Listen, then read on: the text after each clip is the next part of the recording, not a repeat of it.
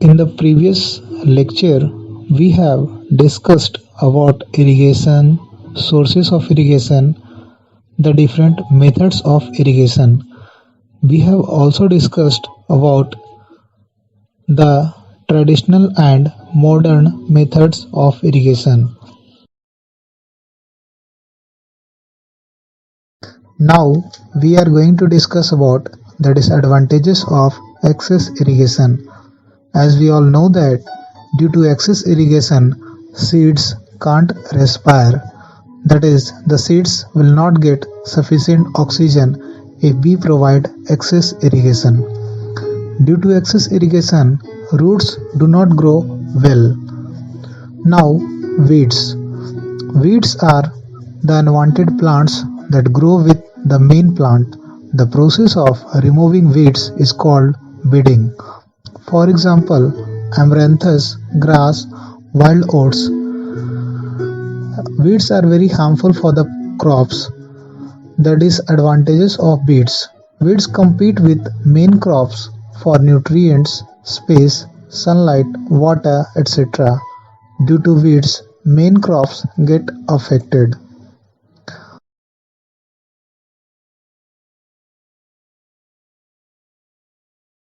Now the next topic is protection of crops. Crops are protected from pests. Pests are the organisms that damage crops, for example, insects, bacteria, etc. Pests affect crops in various ways as follows. The pests lower the quality of crops. They reduce yield. They bore inside the crops. Pests are removed by using pesticides. Pesticides are the chemicals that kill pests. For example, DDT, BSC, and malathion, etc.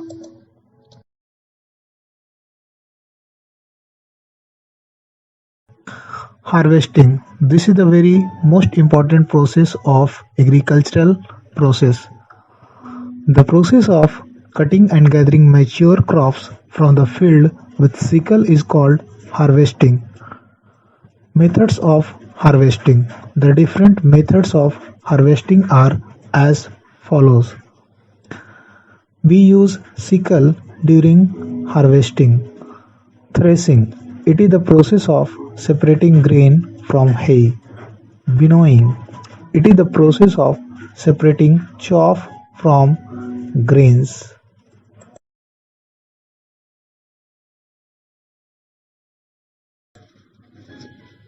Methods of weeding. Let us see methods of weeding. Manual weeding. It is the method in which weeding is done by hands. This process is time consuming. Weedicides. These are the chemicals that are used to kill weeds. For example, 2,4-D etc. In this method, we spray the chemicals. In the following pictures, as we see that manual weeding is being done here, and in the next figure, the farmers are spreading weedicides.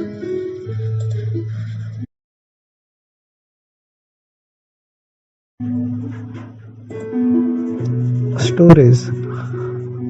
If storage is not done in well-maintained order, our crops get destroyed. Methods employed for storage. Drying. Seeds can be stored by drying, as by doing this, moisture gets removed and it prevents the growth of microorganisms. Maintaining storage containers. Gunny bags, earthen pots, etc. should not be used repeatedly. It should always be new, without cracks, etc. By doing this, microorganisms will not get grow and seeds can be saved for a longer period of time.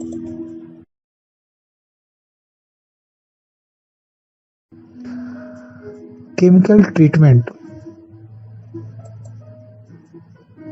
Sorry. In the following pictures, godowns and silos are there. Grains are stored here. Chemical treatment. Godowns etc. should be sprayed with fumigants and there should be no seepage so that crops can be stored properly. If water is present in godowns, it may lead to formation of microorganisms and these microorganisms might spread diseases. Thus, it can harm storage. Uses of improved storage structures. The storage structures that are airtight, rat-proof, and can maintain steady temperature, etc. should be used. For example, silos, as we have seen in the previous slide. Advantages of storage. Food does not get spoiled. If we store the food grains, then the food will not get spoiled. It is helpful in availability of fruits and vegetables whole year. It is also helpful in maintenance of emergency stock like during food storage. Dry storage. There are certain seeds that need dry storage. That means dry storage is used for food grains. Cold storage. There are certain seeds that need cold temperature for its storage. For example, fruits including apples, bananas, pear, etc.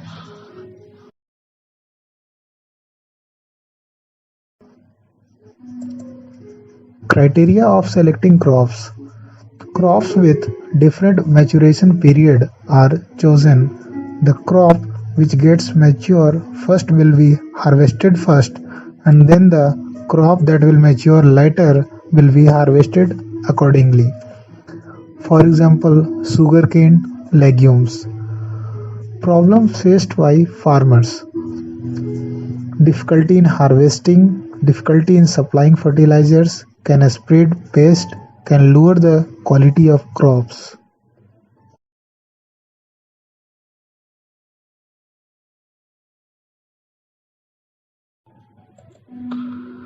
Crop rotation. The method of growing crops alternatively on same land is known as crop rotation. For example, cauliflower is sown and harvested. Crop rotation has a lot of benefits. The land gets utilized in a better way, soil fertility is maintained, farmer has variety of crops for selling and multiple cropping. In this method two or more than two types of crops are grown in a same field and this is the method which is called multiple cropping.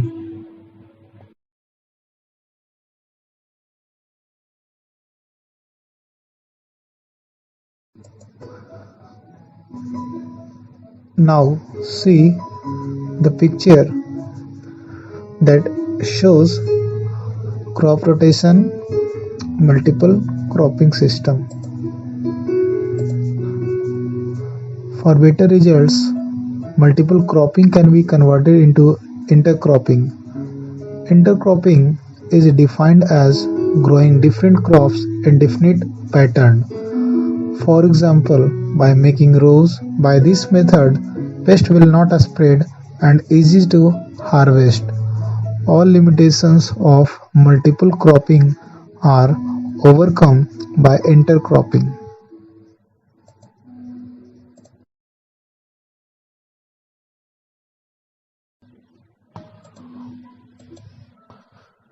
Now, animal husbandry. It is the process of breeding, feeding, and caring of livestock for food and other useful purposes. Different categories of animals are there, like milch animals. These animals are able to give milk.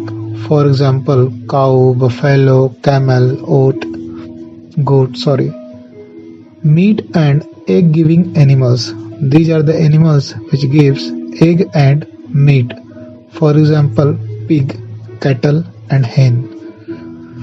Draught animals, which are also known as walking animals, like buffalo, camel and horse.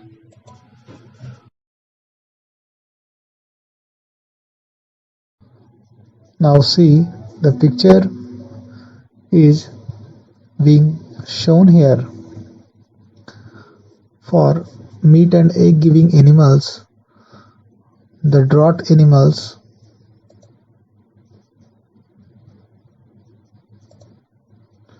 needs of animal husbandry. As animals are serving various purposes, so there is a need to take care of them. This will help us improve livestock and extract maximum use from them.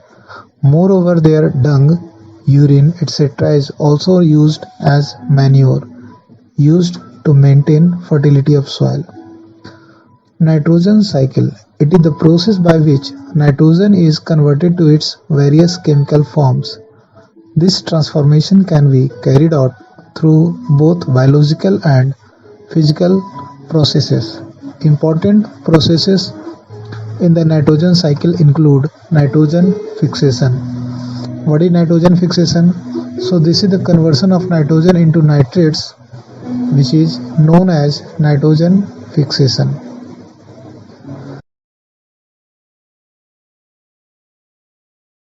Nitrate assimilation.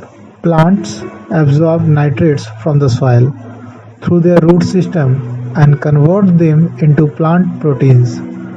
When animals eat these plants, the plant proteins are converted into animal proteins. Ammonification.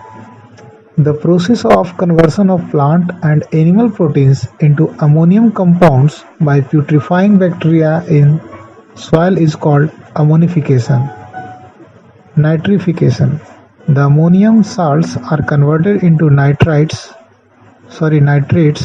by Nitrosomonas bacteria. The nitrites are then converted into nitrates by Nitrobacteria. This process is called nitrification. Denitrification. The conversion of nitrates into free nitrogen gas by denitrifying bacteria, Pseudomonas bacteria, which is called denitrification.